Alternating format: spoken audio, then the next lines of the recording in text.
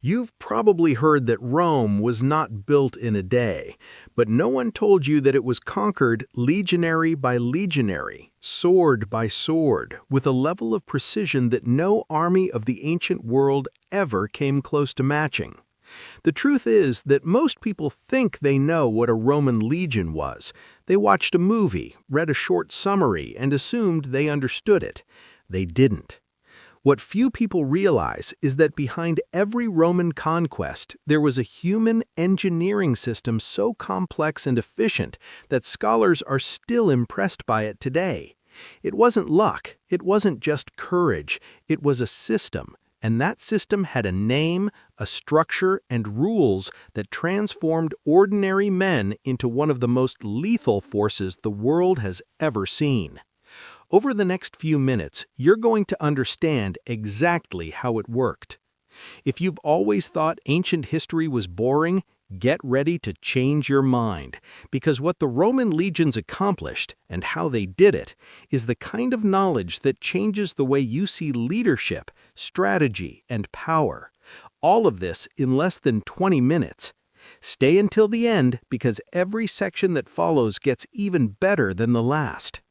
The Roman legion was not a shapeless mass of soldiers. It was divided into precise units, each with a specific function. The smallest of these was the contubernium, 8 men who slept in the same tent, ate together, and fought side by side. It was an almost family-like bond where trust between soldiers was just as important as the sword in their hands. Above that came the century, which, despite the name, had 80 men, not 100. Commanded by a centurion, it was the most feared tactical unit on the battlefield. 6 centuries formed a cohort, and 10 cohorts made up a full legion, about 5,000 soldiers operating with clock-like precision. The first cohort was the elite, double-sized, made up of high-level warriors responsible for guarding the legion's most sacred symbol. And speaking of symbols, there was an object within every legion that was worth more than gold, more than territory, and more than the life of any soldier. A symbol that, if lost, would condemn the entire legion to eternal shame. One of the deadliest secrets of the Roman legions was not the strength of their soldiers, it was the way they rotated in combat. While the troops in the front line fought, those behind them rested and prepared to replace them at the exact moment fatigue began to set in. It was a continuous, relentless cycle that wore down the enemy without giving them a moment to breathe. Imagine facing an opponent that never gets tired. You take one soldier down and immediately another takes his place, fresh, focused, and ready to finish you off. This rotation turned the legion into a disciplined steel grinder, capable of sustaining long battles while the enemy collapsed from exhaustion. No army of that time had anything like it. And this war machine only worked so well because every soldier was prepared for far more than fighting. Behind every march, every camp, and every Roman advance, there was a structure, a system that literally began on the back of every legionary. Within every Roman legion, there was an object treated with almost religious reverence, the aquila, the golden or silver eagle that represented the very soul of that unit. It was kept inside the sanctuary of the camp and protected at all costs, because losing the eagle was not just a military defeat, it was a shame that would mark the legion forever. The soldier responsible for carrying this symbol in battle was the aquilifer, one of the most respected men in the entire legion. He wore a lion or bear skin over his shoulders, marched at the front, and kept the eagle visible to guide the rest of the army. The problem was that this also made him the #1 target for the enemy. Being an aquilifer was a tremendous honor and an even greater risk. The most brutal example of what it meant to lose the eagle happened during the Battle of the Teutoburg Forest, when 3 Roman legions were destroyed in a devastating ambush. The Emperor Augustus was so shaken that, according to historical accounts, he spent months repeating the same phrase, "Varus, give me back my legions," a scar that Rome would never forget. But it was precisely after tragedies like this that Rome realized it needed to rethink everything, starting from the very foundation of its army. Before the reforms of Gaius Marius, the Roman army had a serious problem. Only landowners could serve, and after each war, soldiers simply returned to their farms. This created an unstable army with few men and very little professionalization. Rome was expanding, enemies were multiplying, and the old system simply could no longer keep up. Marius changed everything. He opened the army to the landless poor, and the state began providing weapons, armor, and full training. In return, each soldier committed about 25 years of military service. In a single move, Rome went from having a temporary citizen militia to something the ancient world had never truly seen before: professional soldiers, trained, loyal, and permanently available. The impact of this decision was enormous. The legion stopped being a group of armed citizens and became an institution with identity, pride, and a powerful internal culture. And with this new professional army came a new requirement. Every soldier would need to carry everything necessary to survive and fight without depending on anyone else. If there was a legion that embodied the spirit of Julius Caesar, it was the Legio IX Equestris. It was his favorite, the one he trusted in the most critical moments, and the loyalty between Caesar and these soldiers was mutual and absolute. But the name Equestris, meaning cavalry, has a curious origin that says a lot about Caesar's tactical genius.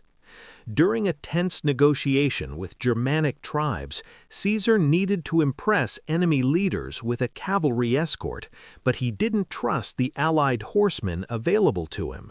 His solution? He mounted his own legionaries on horses, infantry soldiers riding like cavalry, displaying complete confidence. The bluff worked, the nickname stuck, and the legion carried the name with pride from that moment on. The Legio X took part in Caesar's most decisive campaigns: the conquest of Gaul, the invasion of Britain, and the Roman civil wars. Its most glorious moment came at the Battle of Pharsalus, where it helped defeat the forces of Pompey, sealing Caesar's victory once and for all. But if the Legio X was the legion that defined Caesar, there was another that defined the fate of Rome itself, and it did so by crossing a simple river. In 49 BC, Julius Caesar faced a decision that would change the world forever.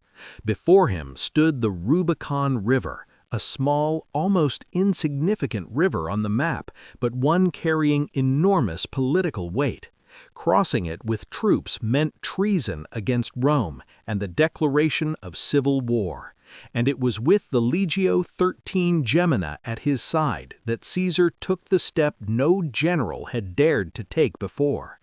The phrase Caesar reportedly spoke at that moment became immortal: "Alia jacta est," the die is cast. It wasn't just a dramatic line, it was the clear understanding that there was no turning back.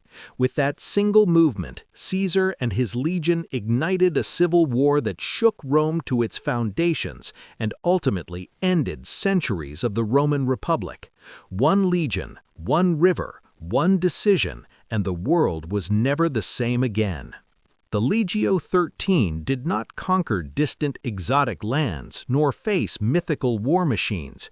It did something far more powerful.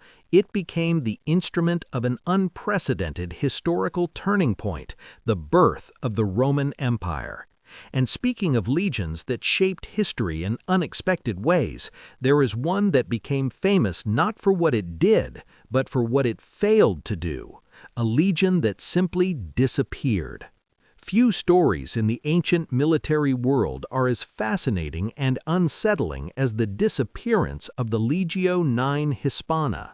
Around 120 AD, this legion marched north from Roman Britain toward Caledonia, the region we know today as Scotland, and was never seen again.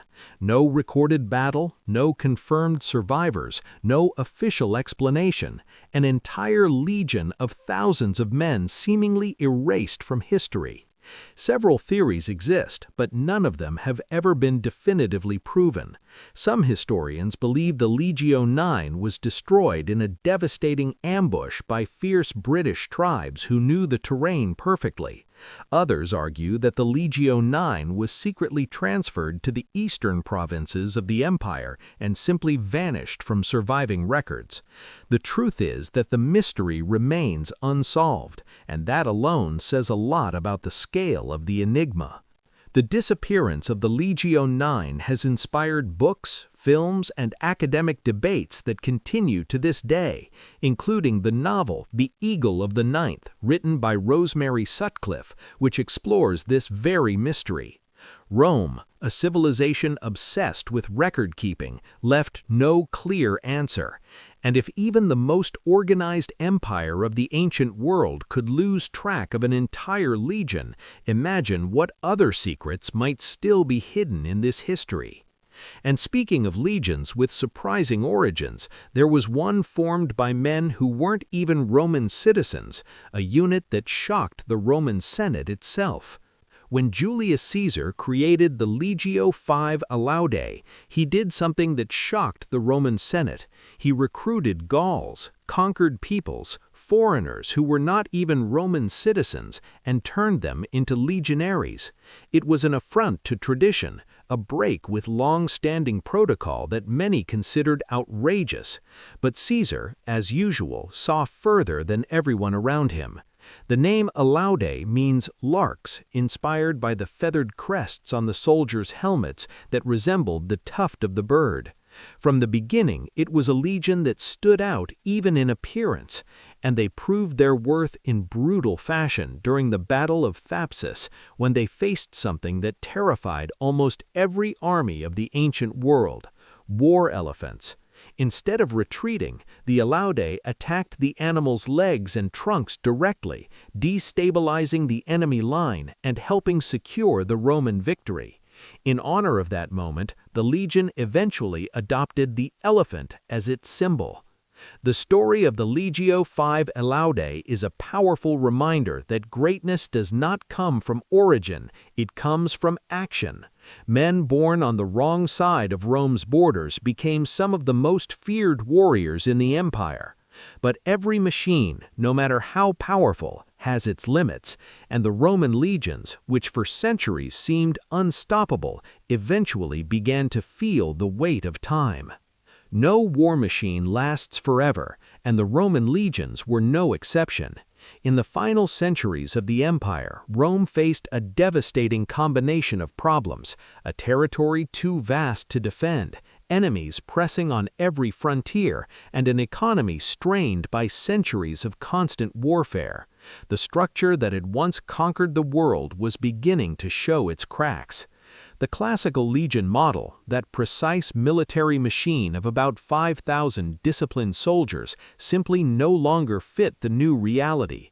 Rome now had to defend thousands of kilometers of borders, respond to invasions on multiple fronts, and do all this with increasingly limited resources.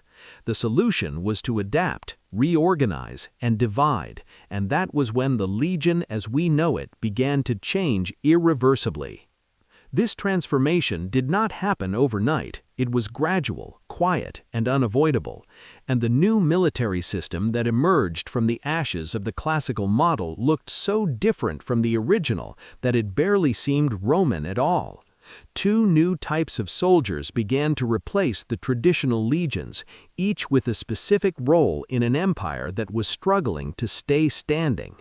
With the decline of the classical legions, Rome created a two-layer military system. The first were the limitani, frontier soldiers who lived in fortresses scattered along the borders of the empire. They were not just warriors, many were also farmers, men who built lives in the very lands they defended. Their mission was not necessarily to defeat the enemy alone, but to slow their advance and buy time. The second layer consisted of the comitatenses, Rome's elite mobile field army. While the limitani held the borders, the comitatenses could move quickly to reinforce any region under attack. Formed by heavy cavalry and elite infantry, they were the rapid response force of an empire that could no longer be everywhere at once. It was intelligent and efficient, but it was no longer the Rome of earlier centuries. This new model revealed something profound. Rome had shifted from offense to survival. The empire that once marched to conquer the world was now reorganizing itself simply to hold on to what remained. And along with this shift in mentality came changes in the very equipment of the soldiers, transformations that symbolized, piece by piece, the end of an era. The changes in the Roman army were not limited to strategy. They reached the equipment carried by every soldier. The iconic rectangular shield, the scutum, which for centuries symbolized the Roman battle formation, was gradually replaced by an oval shield, lighter and better suited for a style of combat that was less collective and more individual. Small details, but together they told a much larger story. The sword changed as well. The gladius, short, direct, and deadly in close combat, was replaced by the spatha, a longer sword originally used by peoples Rome had once fought against. It was a striking irony. The empire had begun adopting the weapons of its enemies in order to survive. Even the units themselves became smaller, shrinking from around 5,000 soldiers to roughly 1,000, legions that were more agile but also shadows of what they had once been. Each abandoned piece of equipment was like a page turning in Rome's history. The soldier emerging from this later period was still Roman, but he carried in his hands and on his shoulders the marks of a world that had changed beyond the point of return. And by looking at this entire journey from beginning to end, we can finally understand the true legacy the legions left to the world. You have just traveled through nearly 900 years of military history in less than 20 minutes, and that already puts you ahead of most people who never stopped to understand what truly made Rome so powerful. But knowledge without Reflection is wasted. So pause for a moment and think. What could you apply from the discipline, hierarchy, and organization of the Roman legions in your own life? Because the principles that allowed Rome to conquer the ancient world can still work today. Now I want to hear from you. Which legion impressed you the most? Was it the Legio X, the trusted legion of Julius Caesar, that even mounted infantry as cavalry without hesitation? The Legio IX, which disappeared without leaving a trace? Or the Legio V Alidi, formed by foreigners who became some of the most feared warriors in Rome? Leave your answer in the comments, because this conversation doesn't end with the video. And if you made it this far, you already know this channel doesn't deliver half-told history. Subscribe now and activate the notification bell, because there's much more coming. Emperors, betrayals, battles that changed the world, and secrets that history books rarely reveal. Rome still holds countless stories, and we're going to uncover them together.